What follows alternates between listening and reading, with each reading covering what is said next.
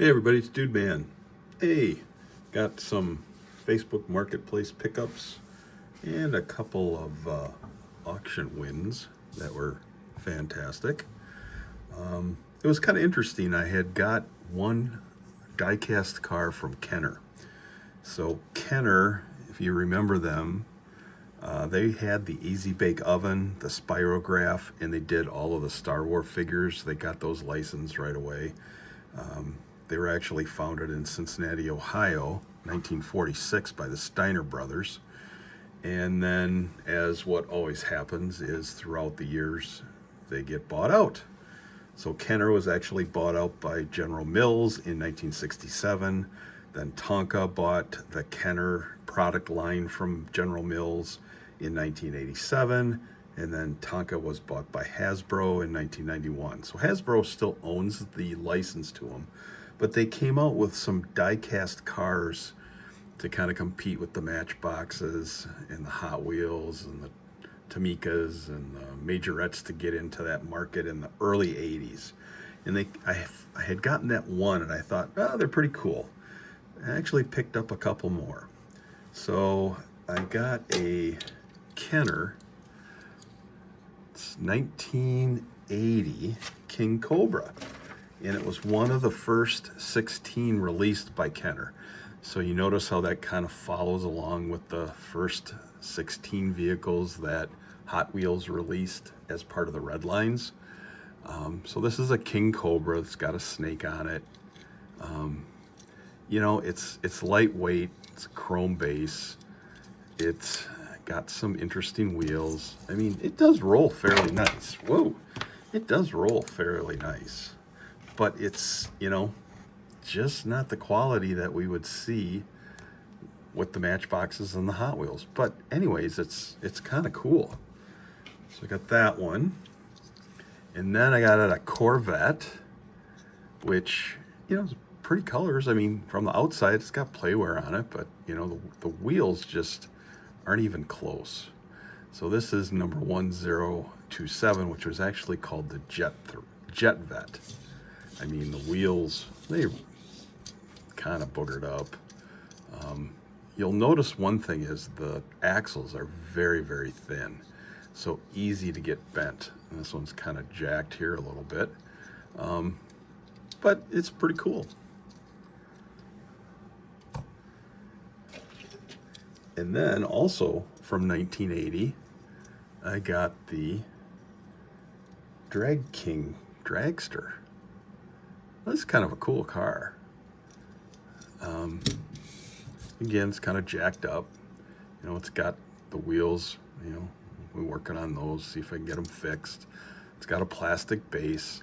So, they only lasted, and where you see the fast 111s, that was kind of on each of the car up here.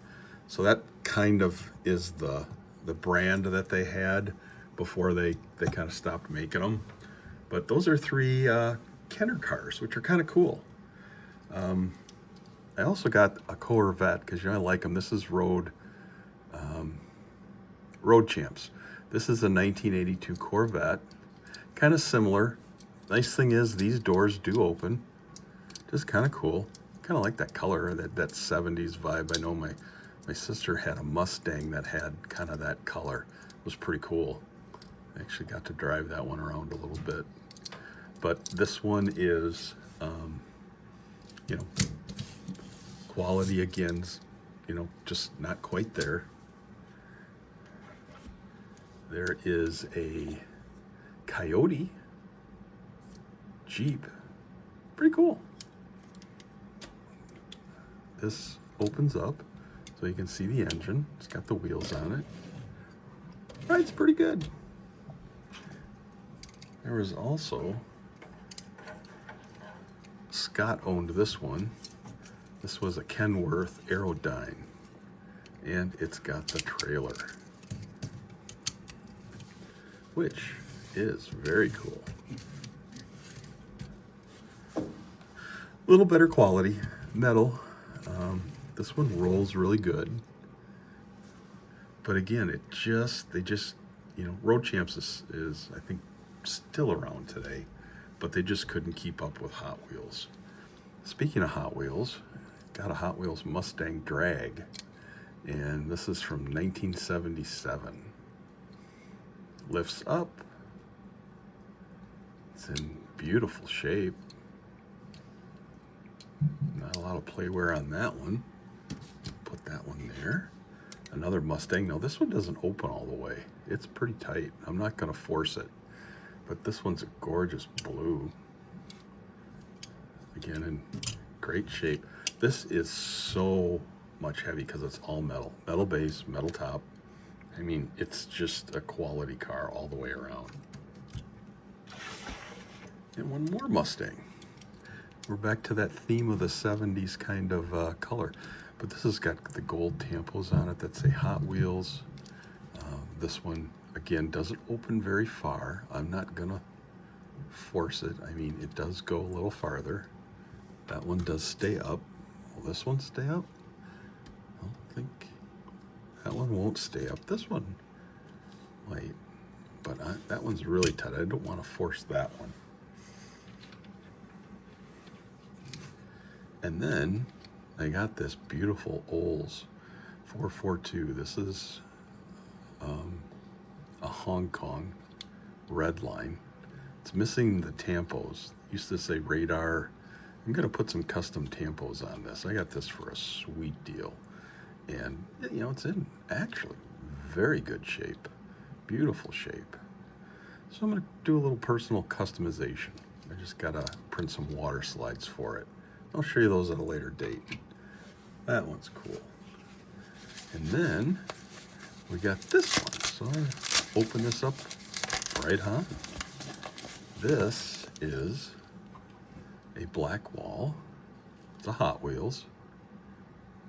Well, 1980. It's a Citation. Woohoo! GM car that came out. The X11 was a souped up version of it. It's like one of the first Econo boxes. My mother actually had a red 1980 Citation. It wasn't the X11, but it's just actually rolls extremely well. And so I picked it up for a good deal. You know, sometimes you get lucky and you find a good deal. And then at the same time, this one was the Pack and Pacer. I actually rode in a Pacer once. I mean, it's in great shape. It's kind of, I think missing that. It might be, I don't know if that was just the way it was made in the factory or it broke off. I mean, I don't see it broke. It's all covered. Pack and Pacer, 1977 Hot Wheel. Glass is in mint condition, but kind of funny. It is so ugly I couldn't pass it up. Not like I'd really want one, but again, this thing is solid. You just compare this to all of these, well, except the Hot Wheels, and the quality is just lights out. So much better. But anyways, that was the latest pickup. Pretty cool. So we'll get these cataloged and get them in the collection. Happy Hot Wheel diecast hunting. As always, subscribe, like, and share.